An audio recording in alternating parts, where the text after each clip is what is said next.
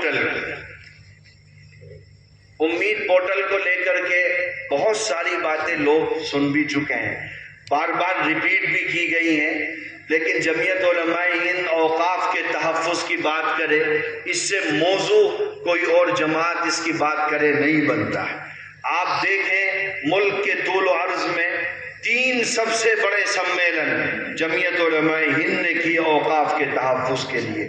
دلی میں کیا، پٹنہ میں کیا، کڑپا میں کیا، اور لاکھوں لوگوں کے ساتھ مل کر کے یہ سزا لگائی کہ یہ امینڈمنٹ اور ترمیم آئین ہند کی روح پر حملہ ہے، ہم اس کو برداشت نہیں کر سکتے۔ اور بدقسمتی سے رات کے اندھیروں میں نمبر اور اکثریت اور میجورٹی کی بنیاد پر جب اس ترمیم کو آئینی شکل دے دی گئی تو جمعیت علماء ہند سب سے پہلے عدالت عظمیٰ میں گئی، سپریم کورٹ میں گئی، اور کپل سبل صاحب جو بھارت کے سب سے مشہور وکیلوں میں جن کا شمار ہوتا ہے، جمعیت علماء ہند نے حضرت مولانا سید ارشد صاحب مدنی دامت برکاتہم العالیہ کے حکم پر وہ سپریم کورٹ میں اپیئر ہوئے، اور اس ایکٹ کی بہت ساری دھاراؤں کو سپریم کورٹ نے اسٹے کر دیا ہے، کلیکٹر کی پاور کو اسٹے کر دیا ہے، کتنے نان مسلم اور مسلمز ہونے چاہیے،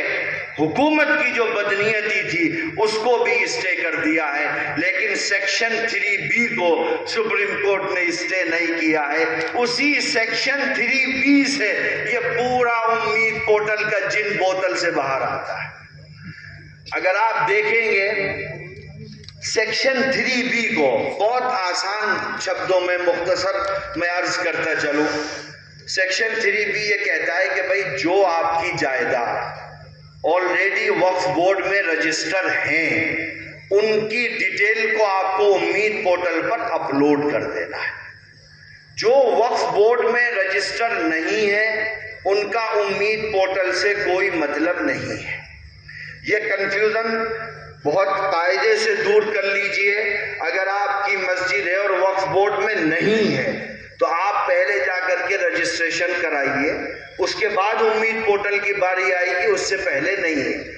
اور وہ مدارس، وہ مکاتب، وہ اسکول جو کسی کی پرسنل لینڈ پر ہیں یا کسی سوسائٹی یا ٹرسٹ کے ماتحت ریگولیٹ ہوتے ہیں، ان پر اس ایکٹ کا کوئی بھی سیکشن لاگو نہیں ہوتا ہے، چونکہ یہ وقف امینڈمنٹ ایکٹ 2025 ہے، یہ نان وقف پر لاگو نہیں ہوتا ہے۔ ہر وہ پراپرٹی جو وقف ہوگی وہ اس سے متعلق ہوگی، جو وقف نہیں ہے اس کا اس ایکٹ سے کوئی تعلق نہیں۔ اب صاحب امید پورٹل پہ کرنا کیا ہے؟ آپ نے دیکھا ہوگا پہلے بھی دفعہ 37 بڑی مشہور ہے، سیکشن 37 جو پورا وقف کا لیکا جھوکا اپنے اندر رکھتی کہ صاحب کس نے وقف کیا تھا، کب وقف کیا تھا، کتنی زمین وقف کی تھی، کس پرپس کے لیے وقف کیا تھا، وہ ساری چیزیں اس کے اندر ہیں۔ ان چیزوں کو اٹھا کر کے امید پورٹل پر اپلوڈ کر دینا ہے، اور وہ مساجد جو وقف بورڈ میں رجسٹر ہیں یا نہیں پتہ نہیں۔ ابھی ایک سوال آیا کہ صاحب ہمیں پتہ ہی نہیں ہے 200 سال پرانی مسجد ہے، اب اس کو کیسے امید پورٹل پر لے کر کے آئیں؟ ہمارے دادا پردادا سے سنائے کہ صاحب سارے لوگ یہیں دفن ہوتے آئے۔ ہم نے جو بھی پروگرام یوپی جمعیت کے تحت ہوئے، سیتا پور میں، بستی میں، سب جگہ یہ بات کہی کہ بھائی آپ کا نام نہیں ہے، آپ کا وقف میں رجسٹریشن نہیں ہے، آپ کو پتا ہے یا نہیں، آپ کو یہ بھی نہیں پتا۔ تو آپ دیکھو 80 میں سروے ہوا تھا، اندرا گاندھی نے سروے کرایا تھا۔ آپ الپ سنکھیک کلیان ادھیکاری کے آفس میں جاؤ، اس سے کہو بھائی صاحب جو سروے ہوا تھا وہ سروے کا رجسٹر ہمیں دکھا دو۔ 80 میں سروے ہوا تھا، 96 میں سروے ہوا تھا۔ وامسی پورٹل بھی ایک سروے کا ہی پروسیس ہے جس میں 13 سال میں گورنمنٹ نے جے پی سی کو لکھت دیا ہے کہ ہم صرف 35% اوقاف کو شامل کر پائے ہیں، اور وہی جے پی سی یہ ریکمنڈ کرتی ہے گورنمنٹ کو کہ آپ 6 مہینے کی مدت میں تمام پراپرٹیز کو امید پورٹل پر اپلوڈ کرا دو۔ اگر آپ کو نہیں پتا تو آپ جاؤ وہاں الپ سنکھیک کلیان ادھیکاری کے آفس میں، آپ آپ وہ سروے نمبر یا گزٹ نمبر لے آؤ اپنی مسجد کا یا قبرستان کا، اس سے وقف نمبر نکالنے کا کام جمعیت علماء اتر پردیش کی لیگل سیل کر دے گی۔ اگر آپ نے ہم کو سروے نمبر یا گزٹ نمبر دے دیا تو ہم 24 گھنٹے کے اندر آپ کو وقف نمبر نکال کر کے دے دیں گے، جس کی بنیاد پر آپ کا 400 سال پرانا قبرستان بھی امید پورٹل پر اس کو اپلوڈ کر سکتے ہیں۔ تو اس لیے جو ایسی چیز، لیکن اس کے لیے علاقے کے لوگوں کو کرنا پڑے گا۔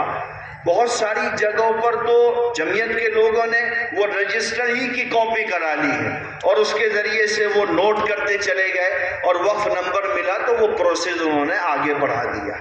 اور تیسری بات متولی کو لے کر کے ہوتی ہے۔ ایک عام سوال ہوتا ہے کہ صاحب متولی تو 40 سال پہلے مسجد کے چلے گئے، اب کوئی متولی ہی نہیں ہے۔ اب آپ امید پورٹل پہ جاؤ تو وہ کہتا ہے بھائی متولی کا آدھار وغیرہ لگائیے تو آئی ڈی لاگن ہوگی۔ تو اس سلسلے میں بھی یہ بات بہت وضاحت کے ساتھ کہی گئی پہلے بھی کہ بھائی اگر متولی چلا گیا، آپ نے نیا متولی نہیں بنایا، تو آپ ایک کمیٹی کی میٹنگ بلاؤ اور سرو سمتی کے ساتھ ایک آدمی کو متولی نیوکت کر دو اور اس آدمی کے نام سے مسجد کو، مدرسے کو، قبرستان کو، عیدگاہ کو امید پورٹل پر چڑھا دو۔ کل وقف بورڈ پوچھے گا تو آپ یہ کہہ سکتے ہو، اور کئی اسٹیٹ میں، راجستھان میں، گجرات میں، وقف بورڈ نے یہ خود لوگوں کو کہا ہے کہ بھئی ابھی آپ آؤ گے 2 کلومیٹر لمبی لائن وقف بورڈ میں ملے گی۔ آدمی سننے کو تیار نہیں ہے۔ یہ کام وقف بورڈ کا ہے کہ وہ متولی چنے، متولی کیوں نہیں ہے اس کے بارے میں پوچھے۔ آپ اس چکر میں مت پڑیے، آپ ایک کمیٹی بنا کر کے ایک آدمی کو متولی بنائیے، اس کے نام سے ساری چیزیں فائل کر